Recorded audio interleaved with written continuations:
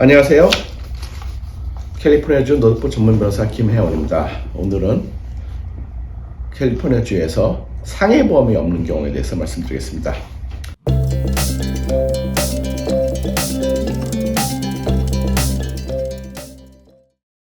상해보험이 없는 분들도 많이 있습니다. 그거 아시면 놀라는 분들도 많으시는데, 상해보험이 없으면은 법적으로는 형사법 고발이 되게 되어 있습니다.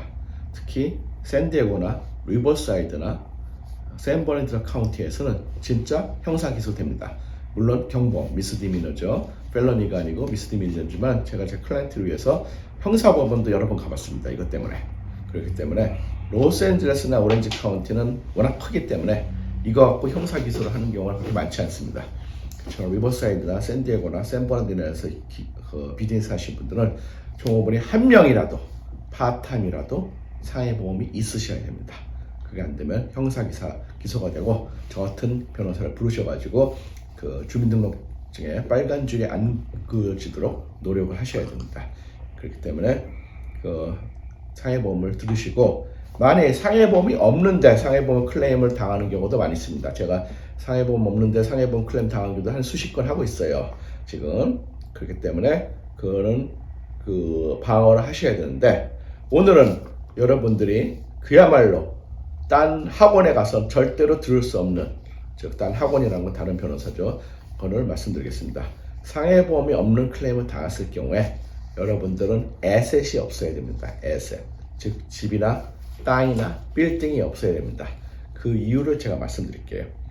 만약에 상해보험이 없으면은 상해보험 클레임이 들어왔을 경우에 이거는 보통 상해보험 있는 경우보다 훨씬 더 오래 걸립니다. 2, 3년보다 더 오래 걸리는 경우가 많은데, 상해보험 클레임이 들어오면은 일단은 저쪽 종업원 쪽은 상해보험이 있다고 생각합니다. 그래서 미리 리서치를 해보는 사람도 있고, 리서치를 안 해봤다가 상해보험이 없는 걸 알게 되는 경우도 있는데, 만약 이걸 합의를 하실 거면은 저쪽은 EDD에다가 disability benefit을 신청할 수도 있고, 그것도 해결하셔야 되고, 그거는 깎아주지 않습니다. EDD에서. 그리고 이 종업원이 병원에 가서 한 메디컬 린도 해결해야지, 안 그러면 종업원한테 주는 돈만으로 해결할 수가 없습니다. 상대편이 만일 여러분들이 상해보험이 없다는 거 알게 되면 UEF라고 캘리포니아 주의 기관이 있습니다. UEF, Uninsured Employees Fund라고 해가지고 거기를 공동 피고로 끌어들입니다. 공동 피고로. 예를 들어서 종업원한테 줘야 될 돈, EDD 베네핏 그리고 메디컬린 합쳐서 10만 불이 있다고 치면은, 만일 여러분이 그걸 못 내고 있으면 UEF가 그거를 딜을 해가지고 종업원 쪽한테 예를 들어서 5만 불의 합의를 봤어요. 그러면 5만 불을 이제 여러분들한테 린을 거는데, 여러분들이 집이나 땅이나 빌딩이 없으면은 아무 짝에 소용이 없습니다. 저쪽에 린 걸 게 없습니다. 많은 분들이 처음에는 거의 매일같이 저한테 전화 걸어서 은행 부자는 어떻게 되느냐, 자동차는 어떻게 되느냐, 가게는 어떻게 되느냐 하고 저를 굉장히 괴롭힙니다. 그러나 이제 한 1, 2년 지난 다음에 저를 믿고, 땅이나 집이나 빌딩이 없으면 다행이구나 하고 생각합니다. 거기에만 린을 겁니다. 그 UEF가. 그래야지 그걸 받아낼 수가 있기 때문에. 네. 그래서 상해보험국에서 이 고용주에게 상해보험이 없다는 사실을 알게 되면은, 처음에 종업원이 제기했던 그 어플리케이션이 있거든요. 지난주에도 말씀드렸던 Application of Education Claim에 이어서 소송을 또 합니다. Special Notice of Loss를 접수시킵니다. 그리고 그 다음에 고용주가 보상액을 지불할 수 없게 되면 UEF가 대신 지불하고, UEF는 UEBTF의 준말입니다. Uninsured Benefits 펀드가 대신 지불하고, 그 다음에 고용주부터 컬렉션 합니다. 그래서 아까 말씀드렸듯이 UEF는 고용주가 소유한 집이나 땅 같은 부동산에 차압을 할 수 있기 때문에, 만약 그게 있으신 분들은 해결을 해야 됩니다. 있으신 분은.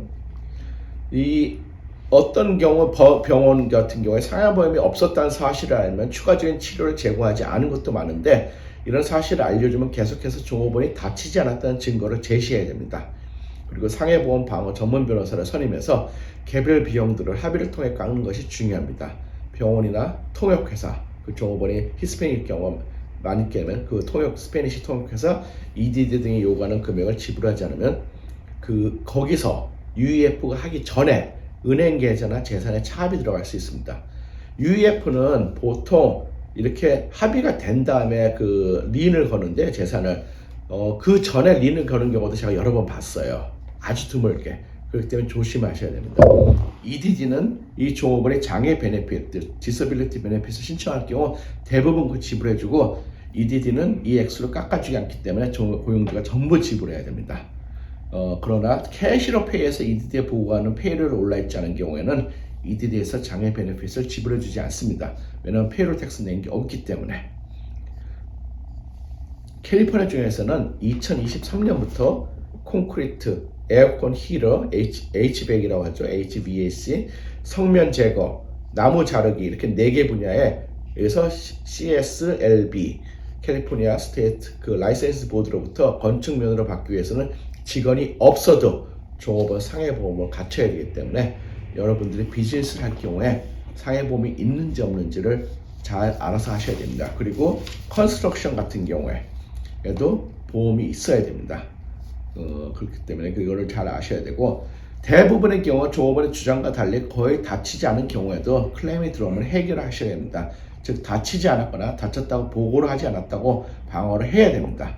이 상해보험 클레임은 이제 아시는 분은 아시겠지만 굉장히 특수합니다. 그렇기 때문에 상해보험국에 가서 하기 때문에 상해보험국에 등록이 안 돼 있거나 상해보험 법을 모르는 변호사는 굉장히 처음에 힘들어집니다. 그거를 모르기 때문에 어떻게 하는지. 제 클라이언트 같은 경우는 교회에서 만난 상법 변호사를 처음에 선임을 하셨었는데 이 상법 변호사가 당시에 모르고 상해보험국에 갈 때마다 제 클라이언트를 데리고 간 겁니다. 상해보험을 클레임한 쪽은 상해보험에 갈 때마다 나와야 되지만 피고 쪽은 그럴 필요가 없거든요. 변호사가 있으면 그 사람이 대신해서 나와야 되는데 이걸 모르고 갈 때마다 모시고 간 거예요. 그렇게 모를 수가 있기 때문에 상해보험 전문 변호사를 선임하시는 것을 제가 말씀드리겠습니다. 권해드립니다. 오늘은 상해보험이 없는 클레임 방어에 대해서 말씀드렸습니다. 감사합니다.